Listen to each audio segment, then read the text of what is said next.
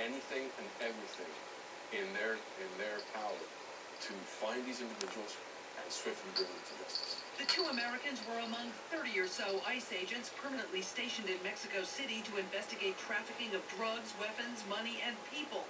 According to sources familiar with the investigation, they had traveled to Monterrey, Mexico to deliver equipment to the police and were on their way back when they were either stopped at a fake roadblock or forced off the road by a group of gunmen. Mexican cartels, including La Familia and the Zetas, have recently brought violence in this part of Mexico, vying for control of critical drug routes to the U.S.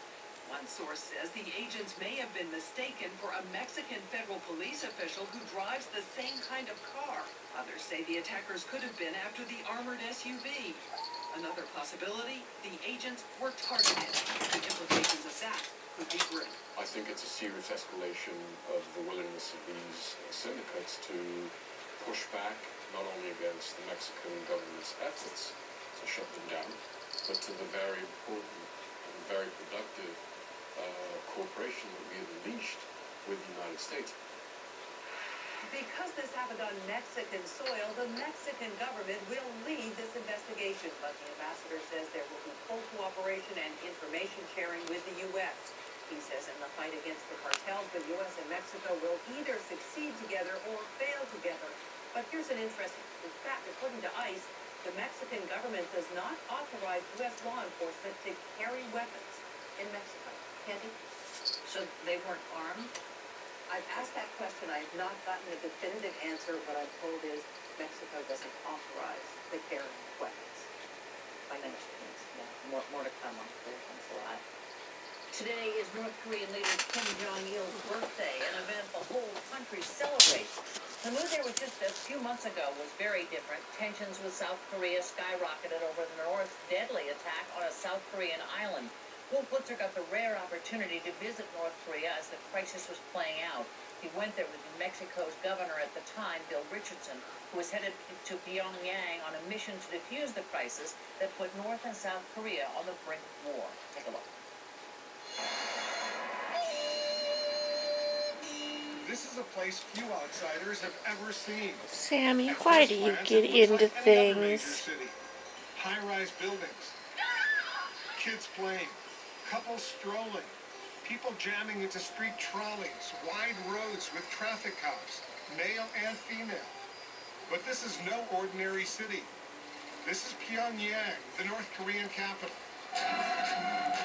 And we're heading there during one of the most dangerous times in its history. We landed North Korea late in the afternoon on Thursday, December 16th. The North Koreans take us into a room and confiscate our passports and cell phones. On the trip with me, Governor Bill Richardson and 4 aides. Whenever I go to North Korea, and this one was probably more apparent, you're constantly watched. Your rooms are bugged.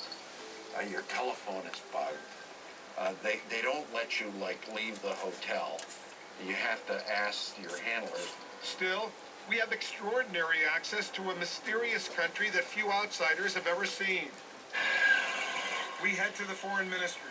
This will be our first meeting where we try to ease tensions. Ease tensions. Easier said than done. That morning, Richardson has his first meeting with North Korean officials. This one with Ri Young-ho, the new vice minister who's their expert on the United States. He's a former North Korean ambassador in Britain who speaks English well. CNN is allowed in at the start of the meeting, but then asked to leave. We go outside to get a flavor of Pyongyang. Here we are. This is Kim Il-sung Square. As you can see, it's really huge. It's magnificent, and they often have events here, which is totally understandable. These are all government buildings over here. This is a brisk, cold day on this Friday here in Pyongyang, but it's nice. Our first full day in Pyongyang, but the next day will be